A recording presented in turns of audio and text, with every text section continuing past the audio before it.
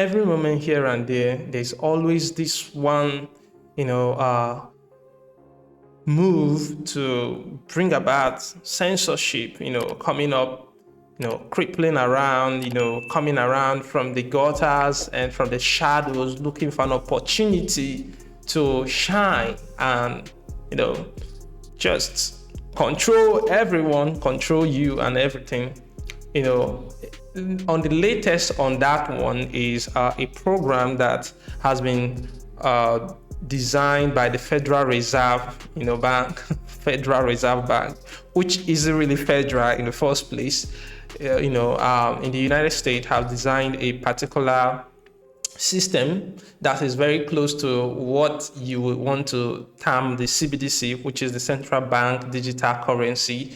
Okay, that is being pushed against, is being debated about and all that. So there is this new program that is being, brought in. And if I don't sense some kind of danger around that specific program, I wouldn't talk about it. But it seemed to be very cool, which is very good and all that. And that reason is one of the reasons why people often submit their money to all these, giant people and corporation, needing them to submit their control. Okay, so the FedNow program is designed to serve as an intermediary between banks. And if you're still wondering whether this program is live or not, whether it's on effect or not, just check online. It actually was launched on the 1st of July this month, 2023. And it was since announced by March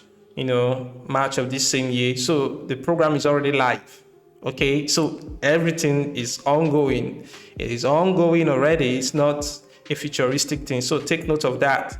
Okay, banks in America and some Western countries, they don't do instant payment in the sense that you can't just send money today or in a couple of seconds the other party receives it. It doesn't work like that in the United States and in some other countries as well, but it works like that. It works instantly on other countries. Like in my country, you can just send money to another person very fast, instantly, and it happens. It doesn't matter which bank they are, it happens very fast like that and all that. So, but this program that the United States Federal Reserve Bank wants to, bring about, called FedNow, is going to solve the problem about delays in payment. Okay, delays in payment in the sense that you want to send money to Alice, and then you want Alice to receive it today.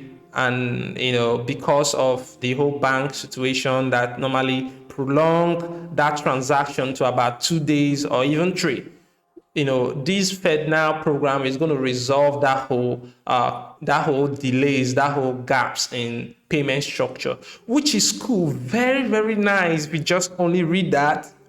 If you're not sensitized about censorship and decentralized system and all of these things, what is going to happen is that the Federal Reserve, they're not just going to be serving, backing the creation or the maintenance of the US dollar, but now they're going to come in to monitor each one of the transactions that you're doing, which means that whatever policy that they want, they could embed it into that payment process. That payment program can become a hindrance to your freedom financially, in the sense that, think about this. If they decide, like you see all this crazy government always wanting to push all this climate change, programs and all manner of programs to prevent you from buying, petroleum products, preventing you from paying for animal products, you understand, that kind of thing. So, or purchasing a handgun for your own protection and all of this. So this FedNow could be very perfect to prevent you from purchasing things that you would like to get, okay? Like all those food items, things that they feel like it's a hindrance to climate change, and all of that can be forced against that particular. It's more like the way you design a smart contract, and then you can specify the rules and regulations, the kind of things that the kind of transaction that this smart contract will permit and the one that it doesn't permit. So that is how this FedNow program will serve in between users, banks, making sure that users don't buy it, only, it makes things fast, but at the same time, it can be weaponized against you. That is the idea. That is what we are trying to let you know. Because once this is out there and it's fully functional, people are happy because there is speed in processing this, and your money is going fast, the transaction is up and running and all of that. It's gonna be cool. I mean, it's gonna actually reduce the chances of all these PayPal, Stripe payment processors, from having to make their normal coins from you. But the problem is that the Federal Reserve cannot be trusted.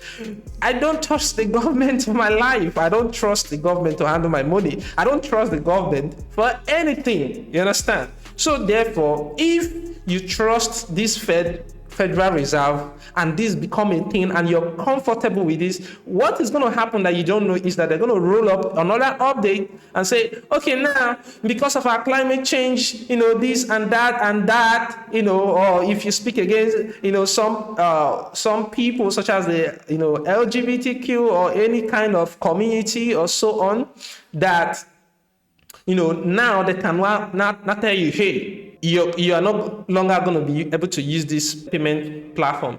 Now you cannot buy that dairy product that you want to get. Now you cannot do this. You cannot buy that. I want you to eat bugs now. You can only buy food that had bugs in it. If it doesn't have bugs, you can't eat it. So what I'm telling you is what is being pushed into, and eventually your physical dollar bill will be out from existence. They're not going to offer it anymore. It's going to be about just digital transaction and all of that, which is very crazy in the sense that you do know that if I have $50 right now and then I transfer it to Alice, and then the FedNow program or the payment processor charges around 3%, they send it again. Alice will get about 47 USD, and then Alice send it to David. David get about, it keep reducing, okay? It keep reducing in value until it is none, because it keep on taking it through circulation. But if that money was a dollar bill or a paper currency, and they give it the real value of it or the amount of that money will be preserved. You understand that? So going all digital currency only in that kind of settings is also very not good, because the more you spend that money, the more the money loses its value. It kind of depreciates and all of that. So there's just so many red flags about this. There's huge red flags about censorship in this. There's huge red flags about this. It's not a centralized system, okay? So that means it can be weaponized against the citizen, like we've seen already. So this is not a conspiracy, any theorist or anything. Just do your damn research and you see what I'm telling you, okay? So I want you to open your eyes.